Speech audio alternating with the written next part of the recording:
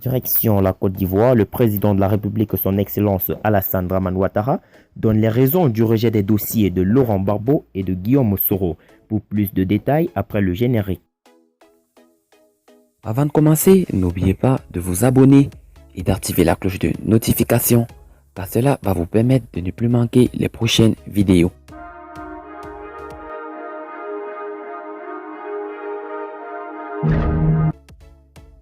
Au pouvoir depuis 2010, Alassane Ouattara est actuellement dans une situation peu confortable.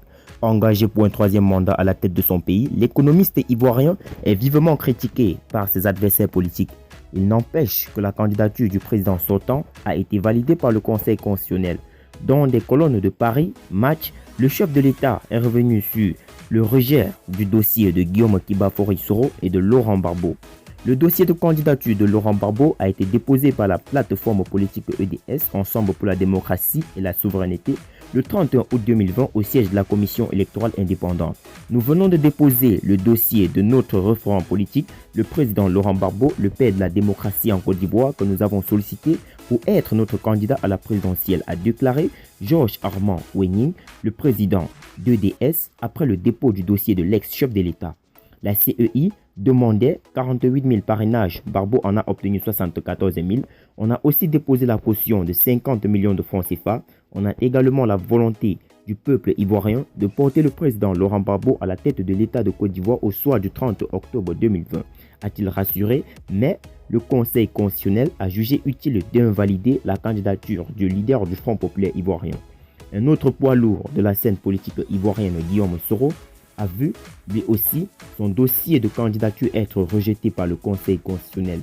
Guillaume Soro, président de Génération et Peuple Solidaire, tient à informer le peuple ivoirien et les peuples africains qu'en dépit des entraves artificiellement posées contre sa candidature, son dossier a malgré tout été complété conformément à la loi. Pouvait-on lire dans un communiqué du mouvement Génération et Peuple Solidaire le 31 août. Ainsi, Laurent Gbagbo et Guillaume Soro ne prendront pas part au scrutin présidentiel qui cristallise actuellement les attentions en Côte d'Ivoire. Alassane Ouattara semble ne pas être surpris par l'invalidation de la candidature de Laurent Gbagbo et Guillaume Soro. Pour lui, les deux concernés savaient pertinemment que leur dossier serait rejeté. Soro, comme Gbagbo, a été écarté car son casier judiciaire n'est pas vierge. Tous deux le savaient parfaitement. Leur candidature relève de la provocation, a-t-il confié à Paris Match. Ce qui a tout changé, c'est le système des parrainages inspiré du modèle sénégalais et français. Ce sont d'ailleurs mes opposants qui l'ont réclamé. Il faut un socle d'élus pour pouvoir se présenter. La plupart des exclusions ont été prononcées à cause de l'insuffisance ou de l'irrégularité des parrainages, a expliqué Alassane Ouattara. L'opposition ivoirienne, faut-il le rappeler, a décidé de faire front contre Alassane Ouattara pour exiger le retrait de sa candidature, la dissolution du Conseil constitutionnel et de la CEI. Henri Konan Bédié, son principal adversaire, a lancé un appel à la désobéissance civile.